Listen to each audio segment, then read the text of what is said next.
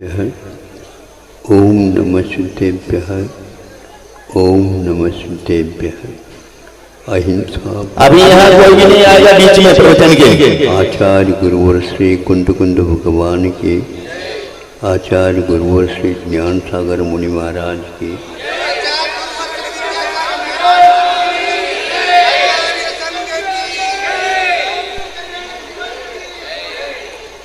मोहक्षयात्, मोह के क्षय के बाद अंतरायादि 3 आवरणीय कर्मों का क्षय होने से केवल ज्ञान की प्राप्ति होती है, जो कल आपने मध्याह्न में देखा। आज प्रातःकाल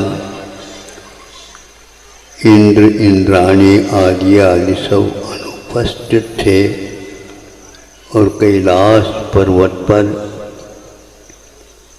बिना पूर्व सूचन संकेत इंद्र को भी ज्ञात नहीं, सौधर्म इंद्र को भी ज्ञात नहीं, और कैलाश पर्वत से आदिनाथ प्रभु को मुक्ति का लाभ हो गया। बाद में अवधि ज्ञान लगाते हैं, सौधर्मेंद्र अब क्या रहा वहाँ पर, खाली जगह है, कुछ भी अवशेष नहीं रहा। उन्होंने नख और केश के माध्यम से उन्हीं को लेकर के अंतिम संस्कार अग्नि का एक जो अग्नि कुमार है उनके माध्यम से करा करके, और आज का यह निर्वाण कल्याण भी पूर्ण कर दिया। गर्भ में आने से पूर्व में वे भी उन्होंने ही सब क्रियाएं की थी। अब निर्वाण होने के उपरांत में अंतिम जो कुछ भी कार्य था शुद्ध भक्ति के साथ निर्वाण कल्याण को मनाया जाता है। उसमें कोई और भक्ति फिक्ति नहीं चलती। ये सब संसार दशा के साथ इस नश्वर और चंचल संसार के स्वरूप को समझ करके और बताने वाले उन्होंने स्वरूप बता दिया और चले गए।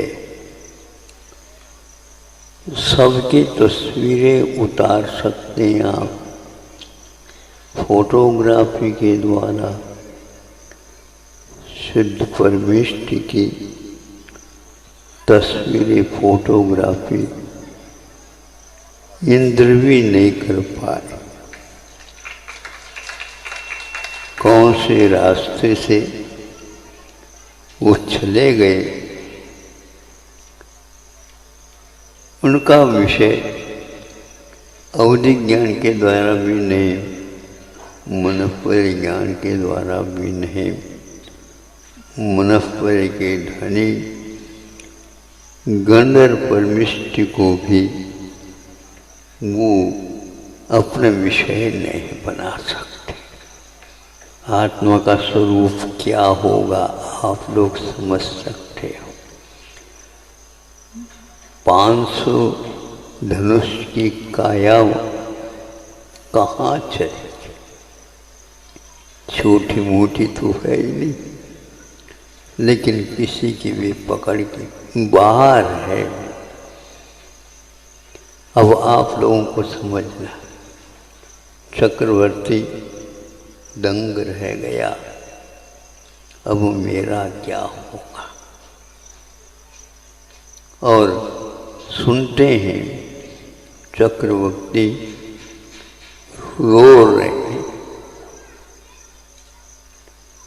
तो कई लोग कहने लगे ये तो बहुत सौभाग्य का विषय है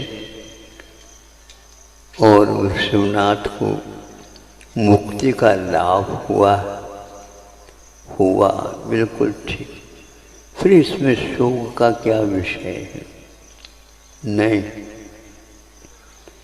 वे तो हमेशा के लिए तो शाश्वत हो गई, किंतु हम लोगों के लिए मोक्ष मार्ग का, तत्व का विवेचन का उपदेश देने वाले धनी वही थे।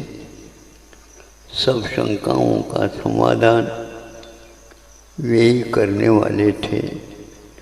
अब अपने जीवन में ऐसे तीर्थंकरों का समागम पुनः नहीं मिलेगा। इसको देख करके भी इंद्र को भी संभव है, या ऊपर से भले ही वो रोवे या नहीं रोवे, भीतर से आत्मा तो रोती ही। अब हमें अपने विषय में निर्णय लेना है। लगातार यहाँ पर संघ का रुकना दीर्घ काल से हो रहा है। अब हमें भी चिंता है,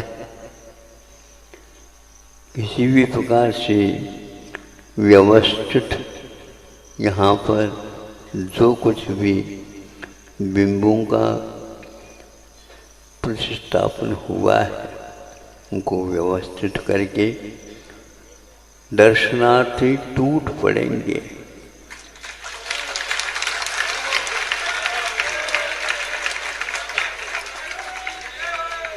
कर्तव्य होता है वे आकर के इस महोत्सव के बारे में सोचेंगे, तीर्थ की वंदना करेंगे, कार्यकर्ताओं के बारे में भी सोचा जाएगा, सोचते रहेंगे। अब उनकी भी व्यवस्था करना,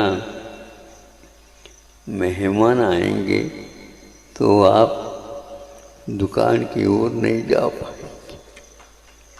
तो ये तो पूरे भारत टूटेगा देखने के लिए ललायत, क्योंकि जो आधुनिक साधन है उसी के माध्यम से बाहर से जो कुछ मिला देखने को, उनसे उनकी भूख और प्यास और बढ़ेगी और गदगद होंगे। हमें प्रसन्नता है, रात दिन करके इस कार्य को आप लोगों ने अंतिम रूप दिया है। ये तो इंद्र लोग भी जान रहे हैं, देख रहे हैं। पूर्वजों ने भी यहाँ पर साधना की थी, इतिहास साक्षी है। आप लोगों ने इसको ताज़ा बना दिया।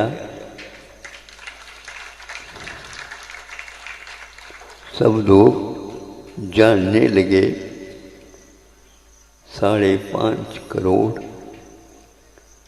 भव्य आत्माओं ने यहाँ पर अंतिम कल्याण को प्राप्त किया। प्रभु से प्रार्थना है हमें भी शीघ्रातिशीघ्र यह कार्य प्राप्त करने का आनंद अवसर प्राप्त हो। इन्हीं भावनाओं के साथ गुरुदेव ने बहुत बड़ा उपकार करके हम लोगों को संस्कारित किया है। इन संस्कारों को जीवित रख करके हमें भी से जीवन को सार्थक बनाना है। अहिंसा परमो धर्म की। आचार्य ज्ञान सागर मुनि महाराज की। आप हमारे चैनल को सब्सक्राइब करने के लिए YouTube पर जाकर दर्शनोदय टीवी चैनल लिखें और रोज नई नई वीडियो देखने के लिए सब्सक्राइब करें और बेल आइकन पर क्लिक करें और जैन धर्म के प्रचार के लिए ज़्यादा से ज़्यादा शेयर करें।